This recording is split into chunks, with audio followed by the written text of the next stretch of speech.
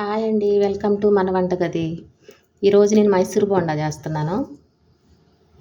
ఈ కప్పుతో ఒక 4 కప్పులు పిండి, మైదా పిండి. ఇది 4వ కప్ అండి, 3 కప్పులు వేసేసాను. ఇప్పుడు ఈ పిండికి మనం తగినంత సాల్ట్ వేస్తున్నామండి. సోడా ఉప్పు కూడా వేస్తున్నానండి. సోడా ఉప్పు కొంచెం ఎక్కువే పట్టుద్ది మనకి. ఇప్పుడు ఇది బాగా మిక్స్ అయ్యేలాగా మొత్తం ఇలా పొడి పిండిని ఇలా కలిపేసి, ఇప్పుడు ఇదే కప్పుతో 2 కప్పులు పెరుగు,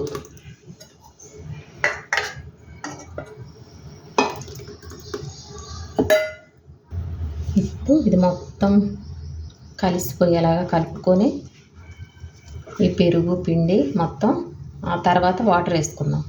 ముందుగానే వాటర్ వేసామంటే పెరుగు పిండి ఉంటుంది, మనకు బాగా పిండి కలవదు. ముందుగానే ఇలా కలుపుకోవాలి. పిండిని బాగా కలిపానండి.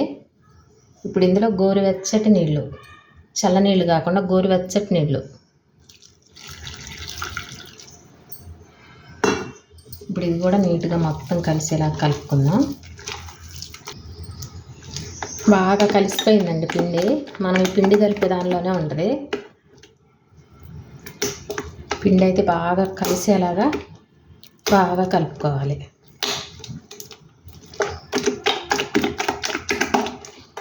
దీన్ని ఇప్పుడు ఒక 10 నిమిషాలు పక్కన పెట్టేస్తానండి. నానిద్ది. కలపటం అయితే అయిపోయింది, చక్కగా అన్నీ కలిసిపోయాయి.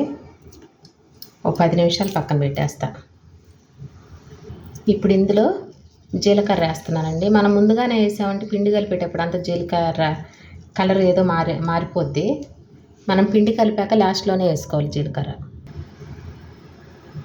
ఇప్పుడు మైసూర్ బోండా వేయటానికి స్టవ్ వెలిగించి ప్యాన్ పెట్టి ఆయిల్ వేస్తున్నానండి.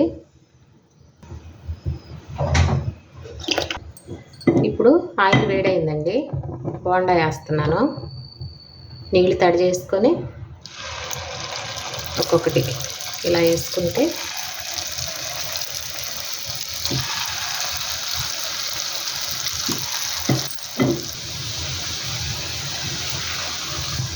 ఒకవైపు వేగిపోయింది కదండి, రెండో వైపు తిప్పుకున్నా.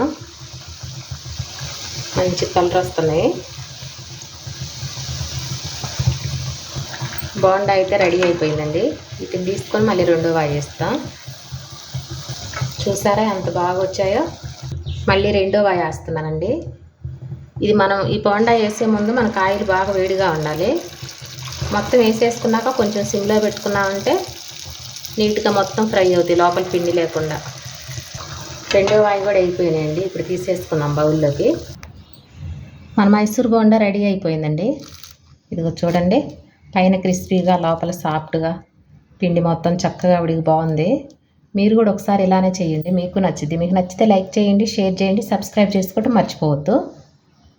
దీనికోసం నేను కొబ్బరి చట్నీ చేసుకున్నానండి. కొబ్బరి చట్నీతో తింటాము, చాలా బాగా వచ్చింది. చూడండి, ఎక్కడా పిండి లేదు. మనకి ఈ సైజు వేసుకున్నామంటే పిండి అసలు ఉండదండి, చక్కగా ఉడికిపోయిద్ది.